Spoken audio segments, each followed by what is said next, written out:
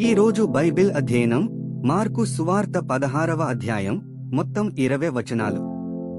ప్రార్థన.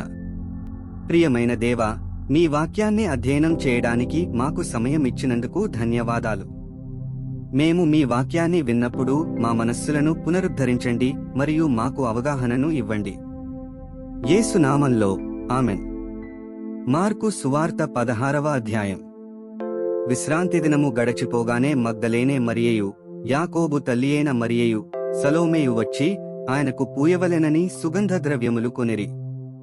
వారు ఆదివారమున పెందలకడ లేచి బయలుదేరి సూర్యోదయమైనప్పుడు సమాధి యొద్దకు వచ్చుచుండగా, సమాధి ద్వారము నుండి మన కొరకు ఆ రాయి ఎవడు పొర్లించునని ఒకరితో ఒకరు చెప్పుకొనుచుండిరి. వారు వచ్చి కన్నులెత్తి చూడగా రాయి పొర్లింపబడి యుండుట చూచిరి.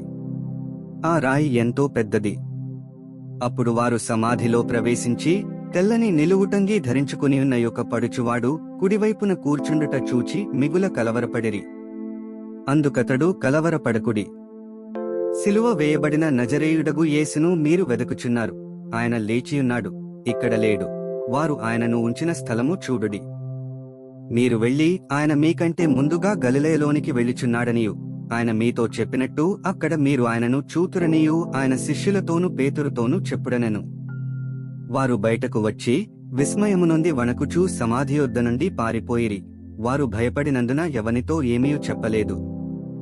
ఆదివారము తెల్లవారినప్పుడు యేసు లేచి తాను 7 దయ్యములను వెళ్లగొట్టిన మగ్దలేనే మరియకు మొదట కనబడెను. ఆయనతో ఉండినవారు దుఃఖపడి ఏడ్చుచుండగా ఆమె వెళ్లి ఆ సంగతి వారికి తెలియజేసెనుగాని ఆయన బ్రతికియున్నాడనియూ ఆమెకు కనబడననియూ వారు విని నమ్మకపోయిరి. ఆ తరువాత వారిలో 2 ఒక పల్లెటూరికి నడిచిపోవుచుండగా ఆయన మారురూపముగలవాడై వారికి ప్రత్యక్షమాయెను. వారు వెళ్లి తక్కిన వారికి ఆ సంగతి తెలియజేసిరిగాని వారు వీరి మాటనైనను నమ్మకపోయిరి. పిమ్మట 11 మంది శిష్యులు భోజనమునకు కూర్చున్నప్పుడు ఆయన వారికి ప్రత్యక్షమై తాను లేచిన తరువాత తన్ను చూచిన వారి మాట నమ్మనందున వారి అపనమ్మిక నిమిత్తమును హృదయ కాఠిన్యము నిమిత్తమును వారిని గద్దించెను. మరియు మీరు సర్వలోకమునకు వెళ్లి సర్వసృష్టికి సువార్తను ప్రకటించుడి. నమ్మి బాప్తిస్మము పొందినవాడు రక్షింపబడును, నమ్మని వానికి శిక్ష విధింపబడును. నమ్మిన వారి వలన ఈ సూచక క్రియలు కనబడును, ఏవనగా నా నామమున దయ్యములను వెళ్లగొట్టుదురు, క్రొత్త భాషలు మాటలాడుదురు, పాములను ఎత్తి పట్టుకొందురు, మరణకరమైనదేది త్రాగినను అది వారికి హాని చేయదు, రోగుల మీద చేతులుంచినప్పుడు వారు స్వస్థత నొందుదురని వారితో చెప్పెను. ఈలాగూ ప్రభువైన యేసు వారితో మాటలాడిన తరువాత పరలోకమునకు చేర్చుకొనబడి దేవుని కుడి పార్శ్వమున ఆసీనుడయ్యెను. వారు బయలుదేరి వాక్యమంతట ప్రకటించిరి.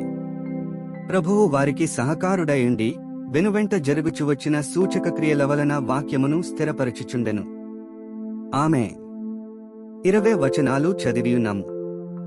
ముగింపు ప్రార్థన. సర్వశక్తిమంతుడైన దేవా, నీవే మార్గము, సత్యము మరియు జీవము. చదివిన వాక్యాన్ని మీ కృప ద్వారా మా హృదయాలలో ఉంచుకుని మా జీవితంలో అన్వయించుకోవడానికి మాకు సహాయం చేయండి. ఆమెన్.